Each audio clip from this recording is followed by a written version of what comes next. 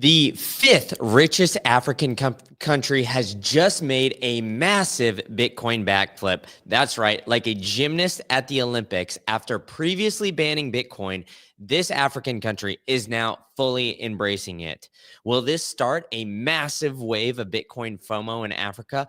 Let's not forget the Ethiopian government recently joined the BRICS in 2024, and the government is publicly mining Bitcoin.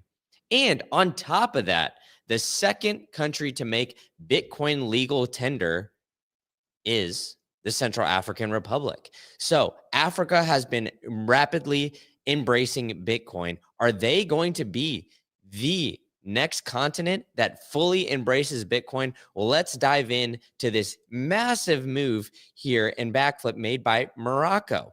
Previously, in 2017, Morocco legalized and banned all of digital assets in 2017. And now, according to Reuters, Morocco's central bank, the Bank of Al Maghrib, I don't know if I'm pronouncing that correctly, but hey, I'm giving it a go here, has prepared a law for regulation of cryptocurrency.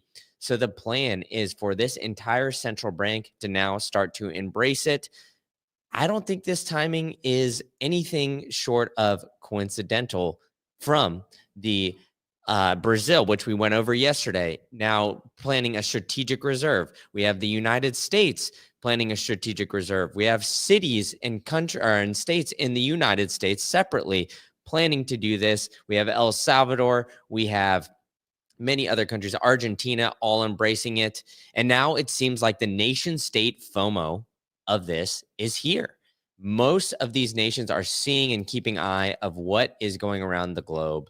And because of that, they're going to start embracing crypto and other things like that, right? So not only crypto, they're all realizing the power of Bitcoin. So with that, they are preparing into law, here about the central bank embracing it, which I think is very interesting. And a huge little wrinkle to this is that it's not just the government, it's the central bank of Morocco. And now you might be asking yourself, how big is Morocco?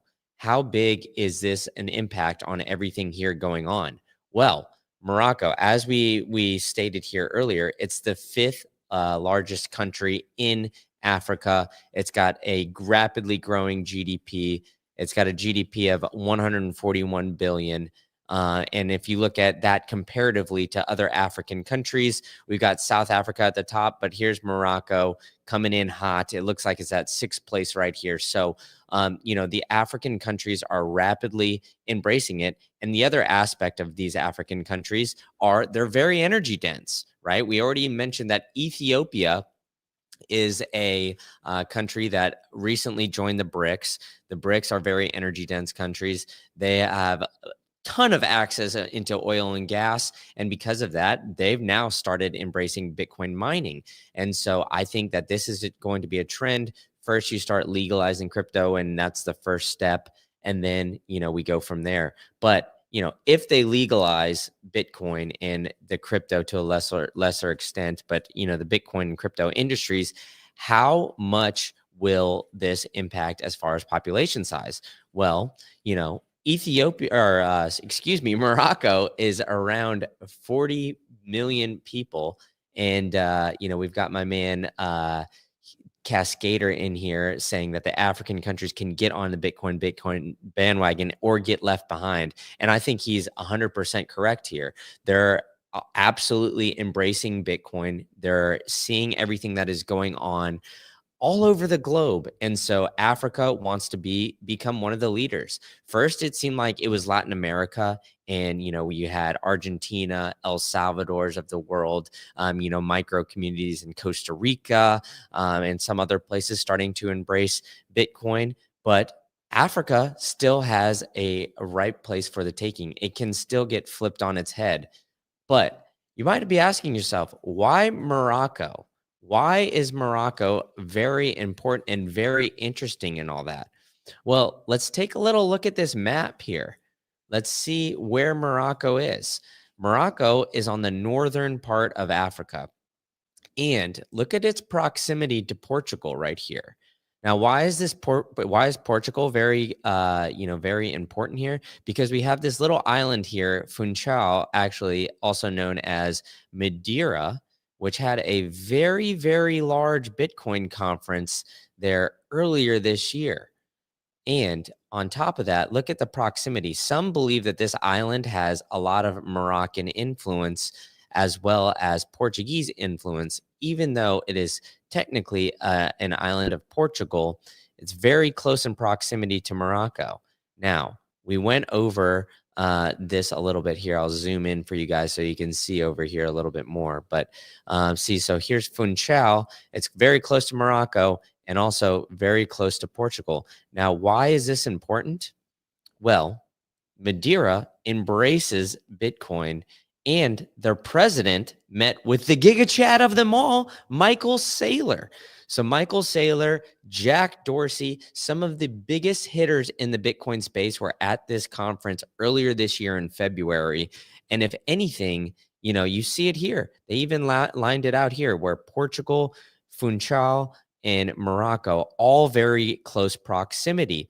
So, in my opinion, these events are very, very well connected. We went over Brazil yesterday in that live stream. What happened then? Michael Saylor went down to Brazil and spoke to some very, very high up representatives in the Brazilian economy to tell them the benefits about Bitcoin and how that embracing Bitcoin, putting Bitcoin as a strategic reserve could drastically change their outlook of their country. And so he's done the same thing with Madeira and met with the president of Madeira. There's these circular economies popping up. And on top of that, now we've got the potential of Morocco starting to embrace Bitcoin. And I think the proximity to this is very important. So what all is happening here in these nation states? We're seeing Russia recognize Bitcoin as property. Morocco legalizing Bitcoin after a 7-year ban. In those 7 years, we've seen some dramatic changes. We've seen dramatic changes in the past 10 months alone, right? So you got to think in this past month or 10 months, this entire year, we've seen the legalization of Bitcoin spot ETFs in the United States. We've seen the United States propose a strategic reserve and a president-elect get into Bitcoin. And, we've seen more and more mining pop up left and right. Countries start to embrace it. We've seen El Salvador start to prosper and really make huge headwinds on their, Bitcoin legalization, all of that. We've seen, China declare Bitcoin as property after previously banning Bitcoin mining. There's even videos going viral of that time of China running over Bitcoin miners in those giant, construction cars and just absolutely destroying it. Well, now China's starting to embrace it, and Brazil is introducing a strategic reserve bill. So all of these nation states are absolutely starting to embrace Bitcoin. Plain and simple. It's everywhere. Now, first, you would think it was Latin America, El Salvador. They've got more to lose. They've got, more risk to take than maybe a United States. Well, the United States is now starting to embrace Bitcoin and be more friendly into it. We had Donald Trump go to the Bitcoin conference earlier this year, make a speech. We had Robert F. Kennedy there as well, Vivek Ramaswamy, who's now a part of the Doge. So multiple government officials in the United States are very bullish on Bitcoin. And on top of that, countries around the globe are taking notice. And how could they not? And so on top of all of this, I think, the influence that Michael Saylor has had, the influence that the Giga Chads around the world and in the United States government of kind of showing the way of how this can be embraced is really something revolutionary. And it all started with Nayib Bukele down in El Salvador. He was the one that took the biggest bet, and now more are starting to open their eyes to the power of Bitcoin and the power that it can make on just using it as a strategic reserve. I mean, the United States, for Christ's sake, has a strategic reserve of cheese. I mean, cheese goes bad. I'm lactose intolerant. I can't even eat cheese. Why do we even have that? I have no clue. So it makes a ton of sense just to have, Bitcoin as a strategic reserve asset. And on top of that, the price appreciation of Bitcoin is something that really cannot be matched. I know we've got my man Cascader here on the X side of things saying the 100K sell wall is doomed. Well, I don't necessarily think it's doomed quite yet, but we are struggling to get over this 100K wall. Now, I wonder why that is with all this bullish news that I've been lining out for you here, where, you're seeing us sitting right around 97. Maybe this has frozen a little bit on me here during this live stream, and it's not updating completely, but we're floating around this 97K mark today.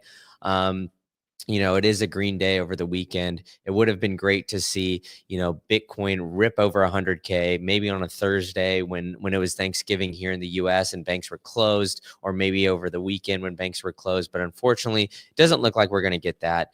But if you think about it and you're looking at all these factors that I'm lining out, nation states are 100%, getting into all of this, 100% looking at the strategic reserve bill, and they're going to start FOMOing in. So I think this is the cycle of FOMO from retail investors, FOMO from institutional investors, where we've got now the ETFs and all these different products. I think soon we're going to start to see more and more pension funds get on. And lastly, as we're lining out here, it's a bunch of nation states starting to FOMO in.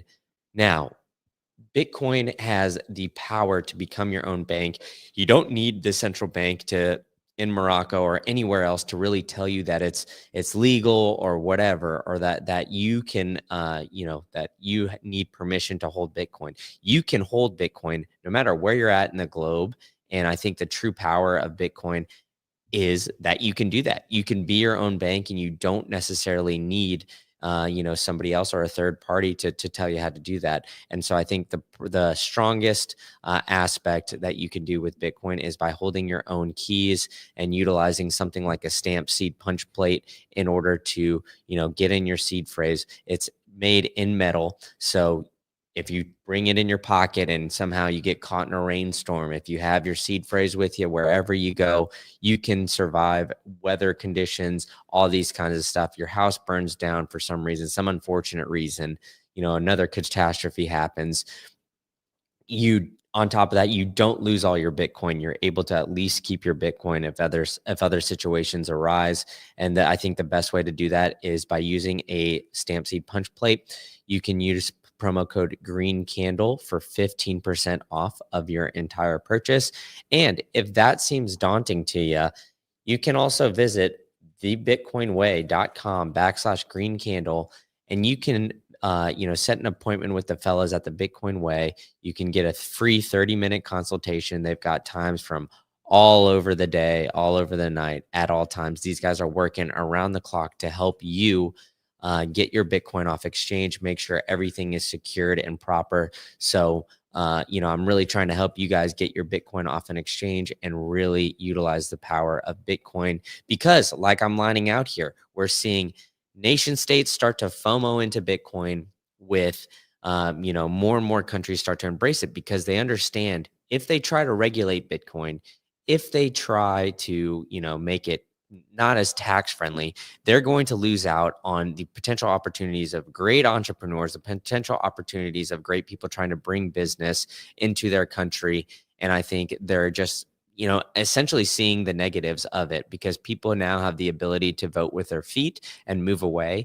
And so I think a lot of countries are going to start to backflip on previous Bitcoin policies that they made that were maybe negative about it. I mean, we saw Italy, backtrack their massive capital gains tax that they were going to start to charge. And now we're seeing Morocco backtrack on a policy that they've had for 7 whole years. So it seems like they've been doing their research for these past 7 years and now are starting to embrace Bitcoin. And as the 5th largest country in Africa, I think more countries in Africa will start to follow suit. And Africa could be the continent that leads in Bitcoin nation state adoptions here coming up soon. So if you enjoyed this content, hit that like, hit the subscribe button. I'm going to be doing these more frequently. So tell a friend to tell a friend. And thanks so much for joining in on this great bullish party and onwards to 2025.